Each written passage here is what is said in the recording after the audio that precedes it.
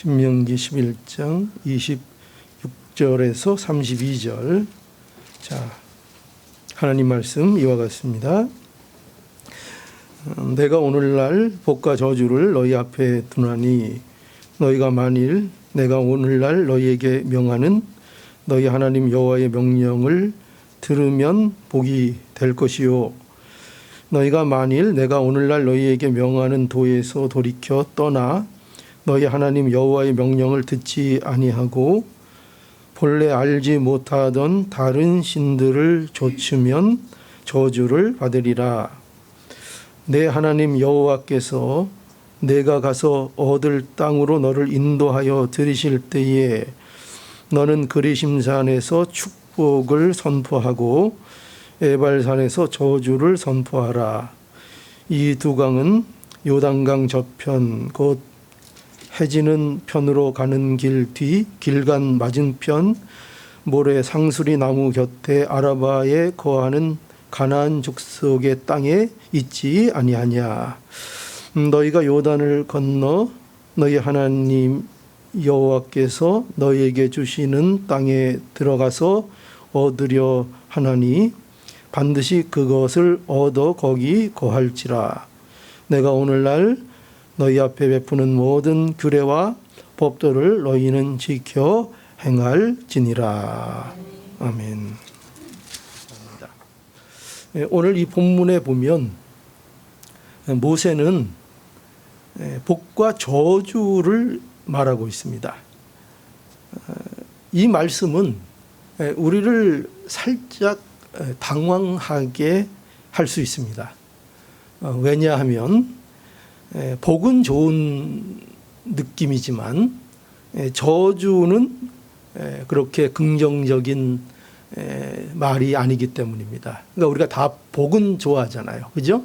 그러나 저주라는 말은 가능한 한 사용하기도 싫고 듣기도 싫은 게 저주입니다. 그런데 모세는 가나안 입성을 앞두고 있는 이스라엘에게 복과 저주를 앞에 둔다, 이렇게 말을 하고 있습니다.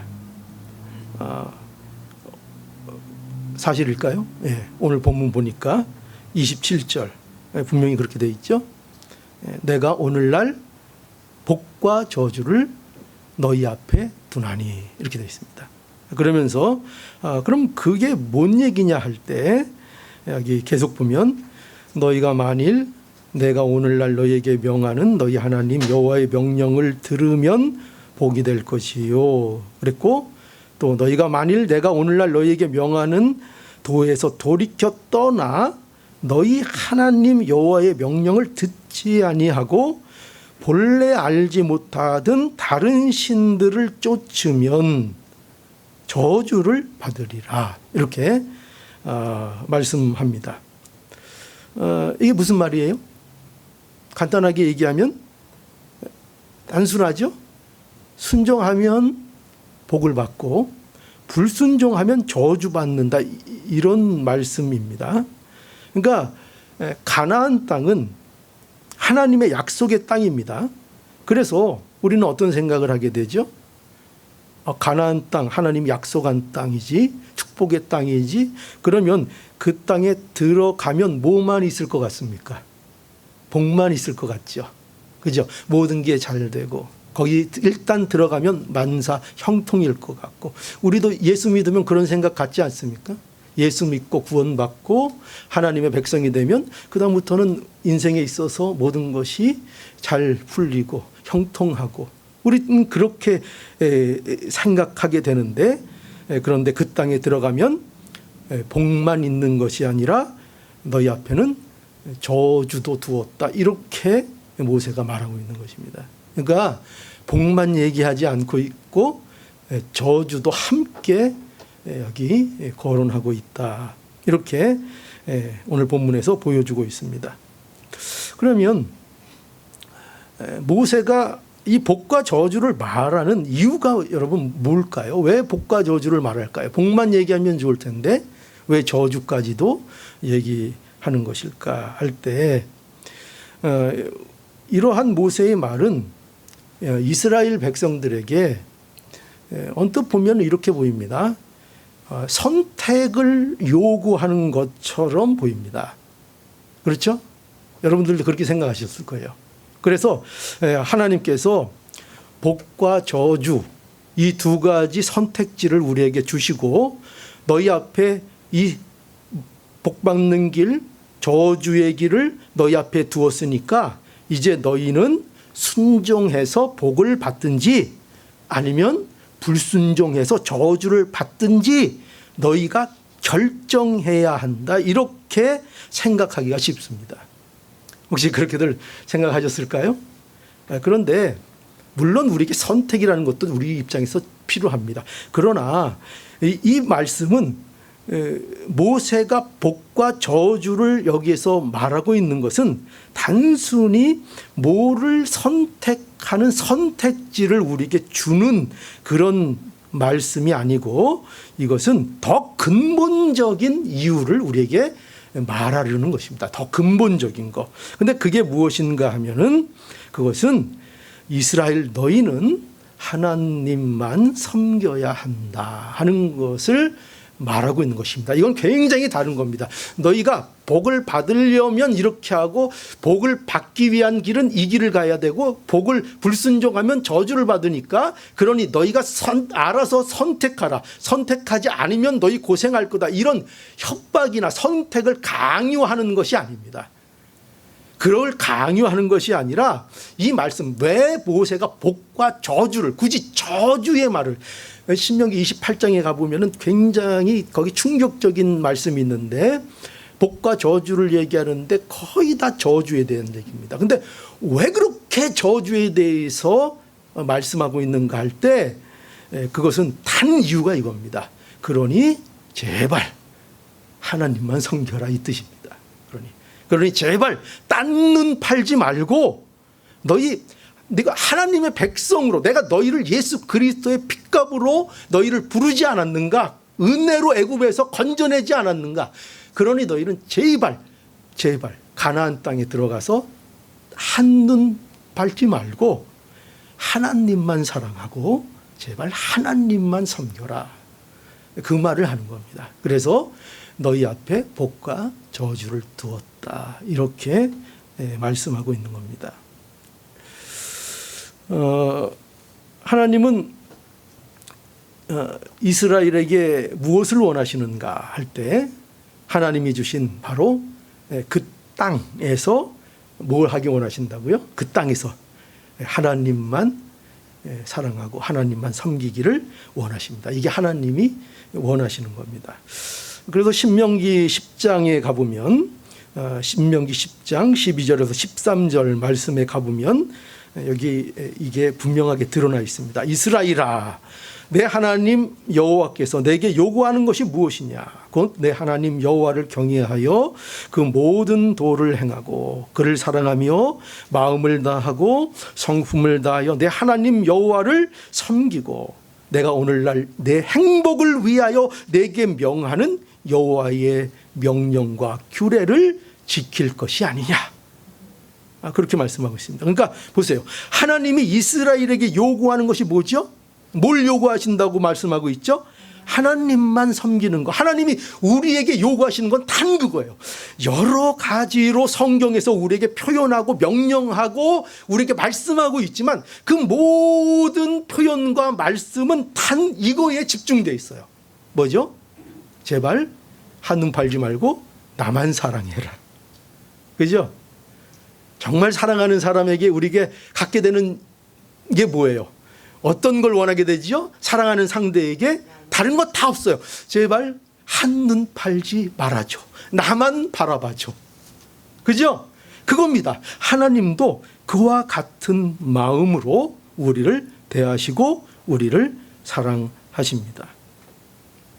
이것이 하나님께서 이스라엘을 구원하시고 그들을 가나안 땅에 들어오도록 그들을 가나안으로 인도하신 목적입니다. 이게 하나님의 목적입니다. 이스라엘아 너희는 오직 하나님만 섬기며 살라는 겁니다.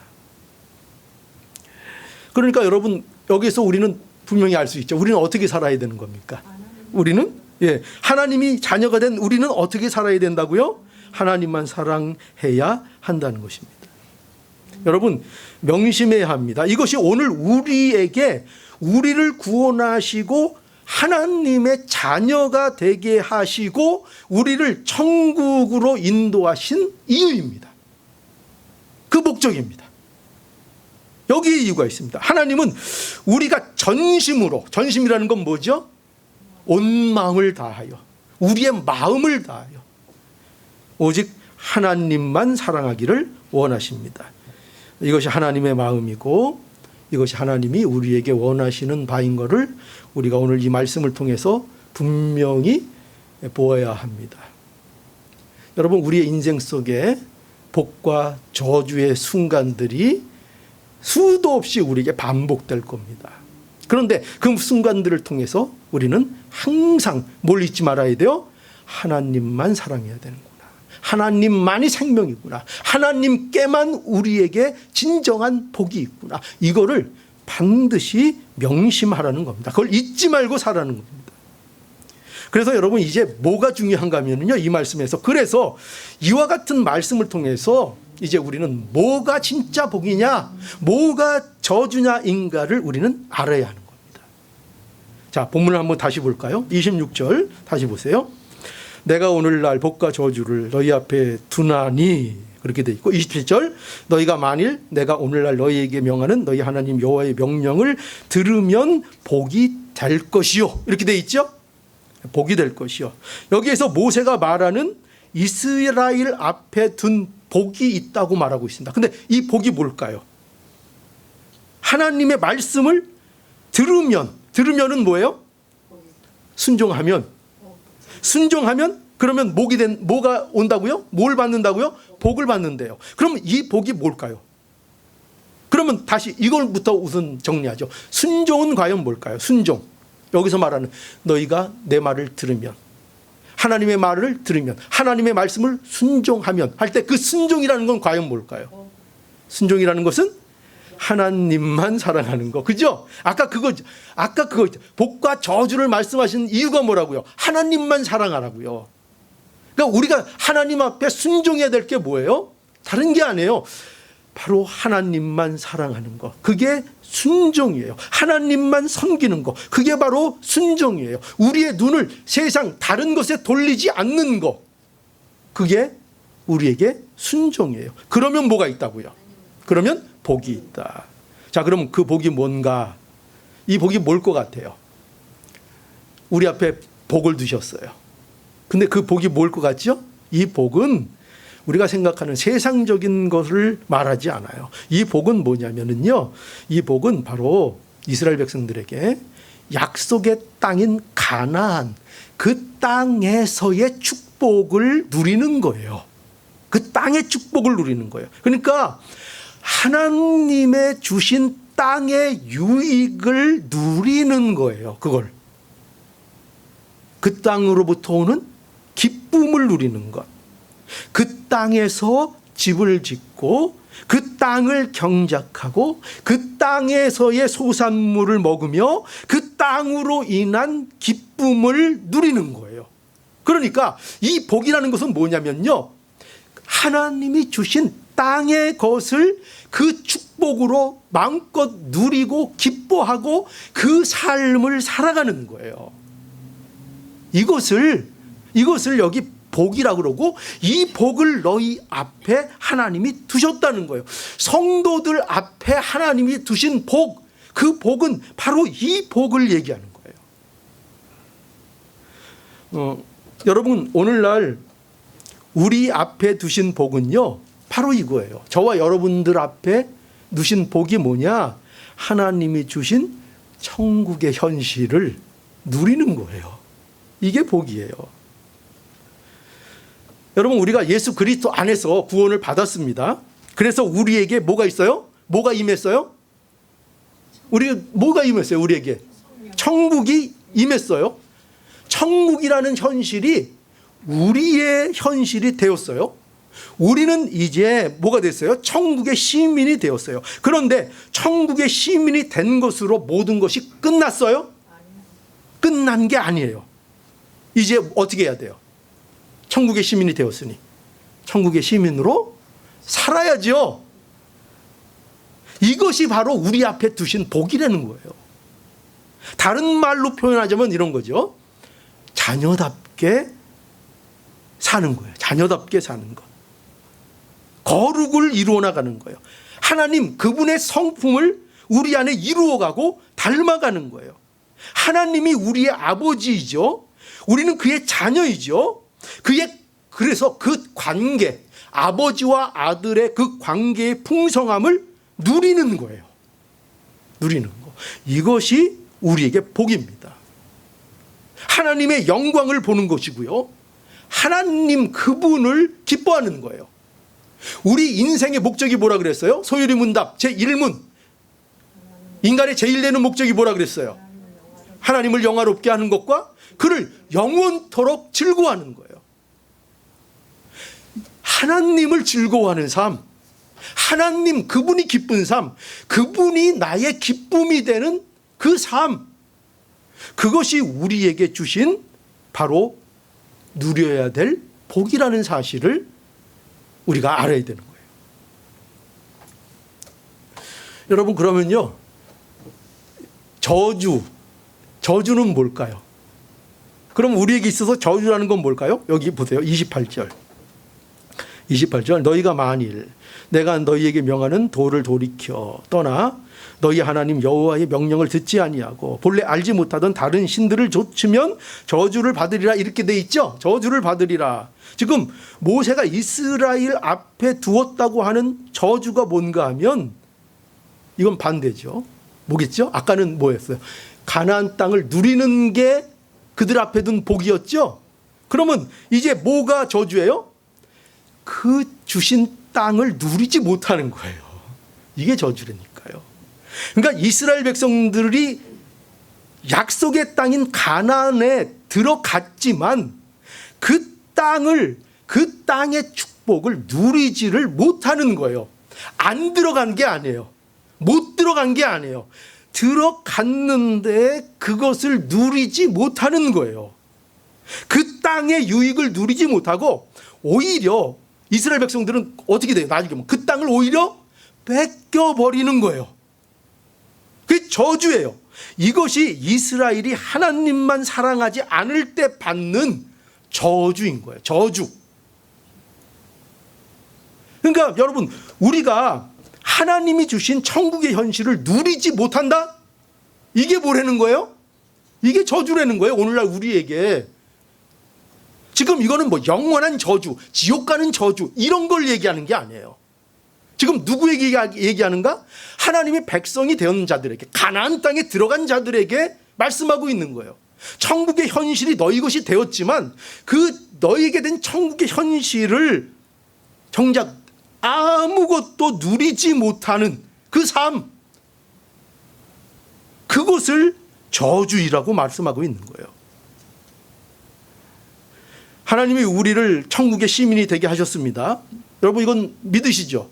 예수 안에서 천국의 시민이 되었습니다. 천국을 우리에게 주셨습니다. 그런데 그 자녀의 특권과 풍요를 누리지 못하는 것, 이게 바로 우리 앞에 둔 저주인 것입니다. 이게 마치 뭔가 같은가 하면은요, 이런 거예요. 뭐냐면 어떤 사람이 고생 끝에 집을 마련했어요. 그런데 이 사람이 그럼 집을 마련했으면 이제 앞으로 어떻게 해야 돼요? 행복하게 살아야죠. 행복하게 살려면 집을 샀으면 그 집에 들어가서 그 집에서 자고 그 집에서 먹고, 그죠? 그 집에서 요리도 하고 그 집에 침대도 쓰고 화장실도 쓰고 샤워도 하고 그 안에서, 그죠? 그렇게 살아야 되죠. 그런데 이 사람이요, 집을 샀는데 그 집 현관에서만 사는 거예요. 그 신발 놓은 그 자리에서 앉아가지고 거기에서만 사는 거예요. 그리고 그 집에 아무것도 누리지 못해요. 그냥 현관만 들락날락 하는 거예요. 오늘 지금 여기서 말하는 저주가 뭐예요? 이거를 얘기하는 거예요. 이거. 그 좋은 집의 풍요로움을 누리지 못하는 거예요. 그러면 결국 보세요. 집은 있지만, 집은 내 거지만, 그러나 그 집이 없는 것과 다를 바가 있어요, 없어요? 별로 집 있는 풍요로움이 그에게 없어요. 없는 거나 비슷해요. 옛날 집 없이 사는 거가 길거리에서 있던 것과 뭐 별로 다를 게 없어요. 이걸 여기서 뭐라 그런다고요? 저주라 그런다고요. 이걸. 또 다른 표현으로 하자면요, 하나님의 자녀인데 지금 자녀 아닌데 이걸 얘기하는 거 아니에요. 지금 하나님의 자녀인데 여기에 못된 자녀인 거예요. 못된 자녀. 여러분, 세상에는요 부모에게 못된 자녀가 있어요. 못된 자녀가 있습니다. 왜 그렇게 못되게 구는가 하면 부모가 마음에 안 드는 거예요.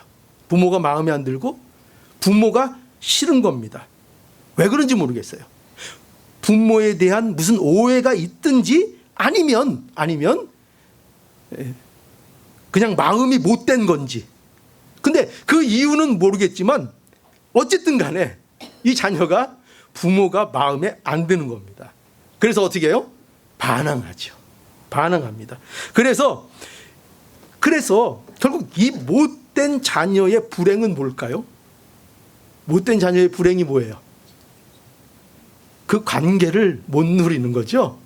그 관계의 특권과 풍요와 아름다움을 누리지 못하게 되는 거예요. 못하게 되는 거예요. 이처럼 여기 저주는 하나님께서 우리를 구원하시고 우리가 이미 너무나도 영광스러운 신분과 자리에 있는데 그 자리에 없다는 게 아니에요. 우리는 예수 그리스도 안에 있는 자들은요 이미 다 그 영광과 존귀한 자리, 그것을 받은 거예요. 신분이 하나님의 자녀라고요. 이거보다 더 영광스러운 자리가 어디 있어요? 그런데 그 영광스러운 신분과 자리가 있음에도 불구하고 그것을 이해하지 못하는 거예요. 그게 뭔지를 모르는 거예요. 그래서 밤낮 뭐예요? 밤낮 원망하고 불평하고 그러면서 세월을 낭비하고 있는 거예요. 반항하면서 세월만 낭비하고 있는 거예요. 이게 뭐예요? 이게 저주라고요. 이게 믿는 자임에도 불구하고 겪어야 되는 저주라고요. 그래서 평생을 하나님을 믿는다고 하면서, 안 믿는 게 아니에요. 나 하나님 믿어. 나 그거 분명해. 그렇게 하나님 믿는다고 하면서 일평생을 어떻게 살아요? 하나님 원망하고 하나님께 불평하고 그러면서 살다가 어디 가요? 하나님 앞에 가는 거죠. 지옥 간다고 생각하면 큰 오해예요. 하나님의 자녀가 지옥 가는 법이 어디 있어요? 천국 가요. 간단 말이에요. 그게 취소되는 법은 없어요. 근데 일평생 어떻게 살아요? 우리에게 한 번 주신 이 귀한 인생을 일평생 어떻게 하며 살아요? 원망과 불평, 부모에 대한 반항, 그거 하면서. 그런다고 자녀가 아닌 건 아니에요. 그렇죠? 여러분, 못된 자녀는 자녀가 아니에요? 반항하는 자녀는 자녀가 아니에요? 자녀예요. 싫든 좋든 뭐 개망난이든 자녀예요. 자녀. 이건 차원이 다른 거예요. 안 믿는 자와 믿는 자의 차원은 거기서 다른 거예요. 그런데 문제는 뭐냐? 믿는데도 그럴 수 있다는 거예요. 믿는데도 반항하고 믿는데도 원망하고 믿는데도 불평하고 일생을 그렇게 살다가 어떻게 해요? 가는 거예요. 하나님 앞에. 그래서 어떻게 해요? 그 하나님 앞에 가서 떳떳해요? 안 떳떳해요? 죽는 것만 못하겠죠? 그죠? 여러분, 우리가 이걸 알아야 돼요. 우리가 과연 하나님 앞에 우리에게 주어진 인생을, 하나님이 우리를 불러주셨는데 천국의 백성이 되게 하셨는데 과연 나는 어떻게 살 것인가? 어떻게 살아야 할 것인가? 우리가 하나님 앞에 부끄럽게 서는 자들이 되어서는 안 될 것입니다. 그래서 모세는요 이스라엘에게 다시 한번 당부해요. 어떻게 당부하는가? 29절 보세요. 내 하나님 여호와께서 내게 가서 얻을 땅으로 너를 인도하여 들이실 때에 너는 그리심산에서 축복을 선포하고 에발산에서 저주를 선포하라. 여기 보면 모세는 분명히 확신하고 있어요. 뭘 확신하고 있는가? 하나님이 이스라엘 백성들을 가나안 땅으로 인도해 주실 것이다 하는 것에 대한 확신을 모세는 갖고 있어요. 그런데 중요한 건 뭐냐? 중요한 것은 그 땅에서 무엇을 해야 하는가 하면 그 땅에서 뭘 해야 된다는 거죠? 너희는 그곳에서 뭘 선포하라? 축복과 저주를 선포하라. 축복과 저주를 선포하라. 그러니까 이 가나안 땅의 중심이 되는 곳에 이 산들이 있어요. 그리심산 그리고 에발산이 여기 남북으로 마주보고 있습니다. 그러니까 이스라엘은 가나안 땅에 들어가게 되면 12지파를 반씩 나누어서 반은 그리심산에 반은 에발산에 올라서 그리심산에서는 축복을 선포하고 에발산에서는 저주를 선포하라 이렇게 말하고 있는 것입니다. 그 이유가 뭘까요? 왜 축복과 저주를 선포하라고 할까요? 선포한다는 건 뭐예요? 선포한다. 선포한다는 거는 드러내는 거죠. 밝히는 거예요. 밝히는 거. 그러니까 드러내라는 거죠. 뭘 드러내는가? 축복과 저주가 우리에게 무엇이며 그 축복과 저주가 누구에게 달려 있는가? 그것을 잊지 말고 그것을 드러내는 삶을 살아야 한다는 거예요. 그래서 우리가요 바로 이 삶의 부르심을 받은 거예요.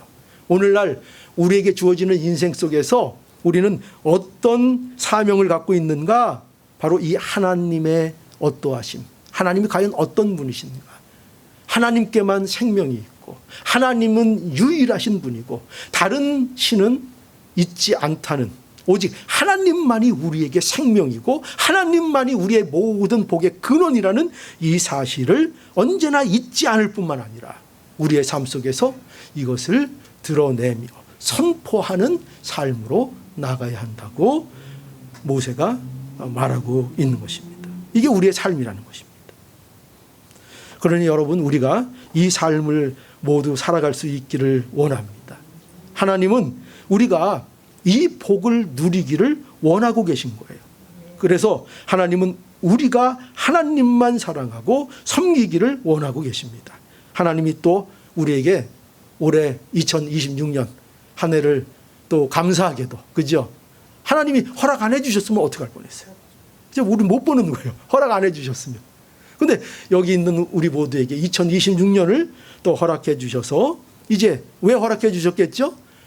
그 속에서 하나님과의 관계의 풍성함을 누려서 하나님 안에 모든 생명이 있다는 것을 이 땅에 증거하라고 오늘도 우리에게 시간을 주신 것입니다.